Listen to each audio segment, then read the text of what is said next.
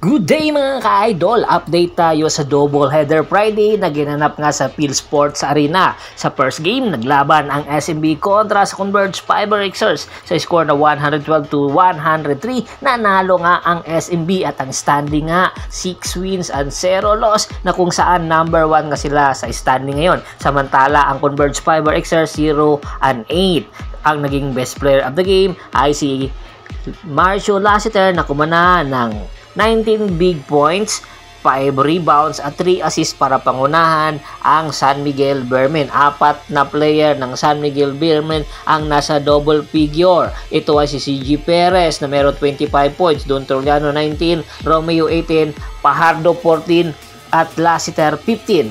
At sa Converge Fiber Xers, 4 na players. Samantala sa second game naman, naglaban ang Barangay Ginebra San Miguel na kung saan kalaban nila ang Tropang Giga sa score na 87-83. Very thrilling po ang laban na kung saan nanalo nga ang Barangay Ginebra San Miguel at ang naging best player of the game ay si Christian Stan Hardinger na kumana ng 20 big points, 15 rebounds at 5 assists.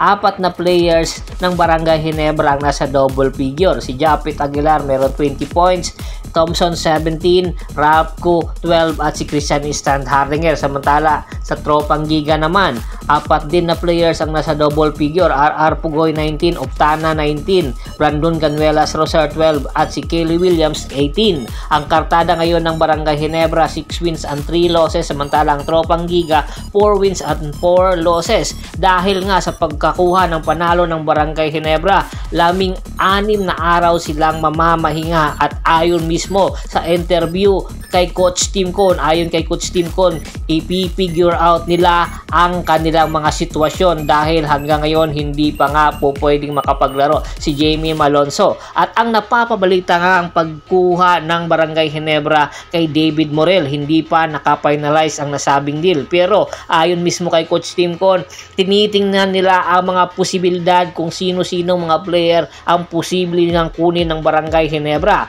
At isa nga sa posibilidad na pagkuha ng Barangay Ginebra sa star guard ngayon ng Converge Fiber Xers na si Shawnee Winston. Naiulat na nga ito ng Spin.ph na interesado nga makuha ng Barangay Ginebra San Miguel si Shawnee Winston dahil nga inilagay na ito sa trading block. Pag-amin ni Coach Tim Con, tinitingnan nila kung saan sila mag-a-adjust, sa guard ba or sa big man dahil nga sa pagkawala ni Jamie Malonzo. 2 position agad ang naiwan ni Jamie Malonzo, kaya ang mga players ngayon na natitira ng Barangay Ginebra ay nag-a-adjust. Pero isa sa mga commentator ang nagsasabi, kulang na kulang nga ngayon ang Barangay Ginebra ng scoring guard. Kaya tinitingnan nga ng Barangay Ginebra ngayon ang posibilidad na pagkuha kay Shawnee Winston na isa sa mga legitimate scorer ng PBA na kung saan nag-a-average nga ito sa Converge Fiber Xers ng 15 points per game. Malaking tulong na ito sa Barangay Ginebra San Miguel kung makukuha nila si Shawnee Winston. Kinakailangan lang na puliduhin at kinakailangan makapag-adjust agad si Shawnee Winston sa sistema na ipinapatakbo ni Coach Tim Con sa Barangay Ginebra San Miguel. Ang number 1 katanungan ngayon o malaking tanong ngayon para sa Barangay Ginebra, kung sakali man ibigay ito ng Converge Fiber Xers, sino ang player na posibleng maging kapalit at papayag ba ang Converge Fiber Xers na ibibigay ito sa Barangay Ginebra San Miguel gayon na hindi magkasundo ang dalawang kupunan dahil na rin sa mga hidwaan ng bawat mga kampo ng bawat kupunan. Kaya naman tinitingnan na ang posibilidad kung sino mga condit team ang gagamitin ng Barangay Ginebra para matuloy ang pagkuha nila kay Shawnee Winston at kung posible bang maghanap pa si Coach Tim ko ng ibang player na posibleng pakatulong sa Barangay Ginebra San Miguel dahil malapit na nga mag-expired ang elimination, papasok nga sa playoffs. Hindi kakayanin ng Barangay Ginebra ng walang player na idadagdag. Samantala ang Tropang Giga matapos nga matalo sa Barangay Ginebra San Miguel,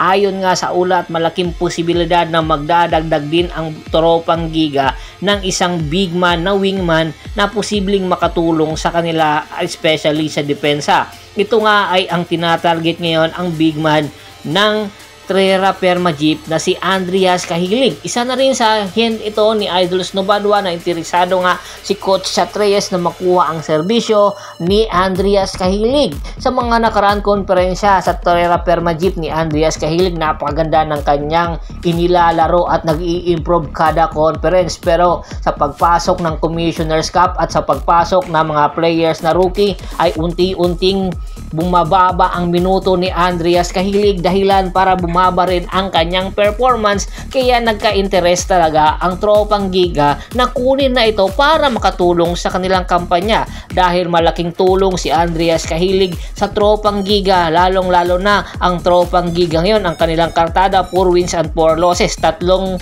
game na lang ang natitira ng Tropang Giga. Kinakailangan sa 3 game na yon ay manalo ang Tropang Giga, pero mabibigat ang kanilang makakalaban. Ano sa tingin nyo? Dapat na nga bang ituloy ito ng Tropang Giga? Ibibigay ba ito ng Trera Permajip? Komento na sa baba ng video at pag-usapan natin yan. Once again, this is Percival Monteron at your service. Don't forget to subscribe my sports channel at don't forget to click the notification bell button para maging updated palagi sa kwentuhan. Bago pa man natin tapusin ang ating kwentuhan, shoutout muna tayo sa ating mga solid na followers na laging sumusuporta sa atin. Kay Kagawad kat sa kinudukusin ng Hagonoy Bulacan, Ronald Bersobidad, Anthony Lakialon at sa Lakialon family, Ricky Lanza ng Ricky Rider TV ng Tansa Cavite, Dennis Lagdaan, Francis Aruta, Chris Conco, at sa kay Mr. Yornel Belches ng Cebu City. Marami pong salamat sa walang sawa niyong pagsuporta. Pakibisita na rin po ng Facebook fanpage ko, pakilike, pakipollow, pakishare, ganun din po sa YouTube channel ko. Hanggang sa muling kwentuhan, maraming salamat po.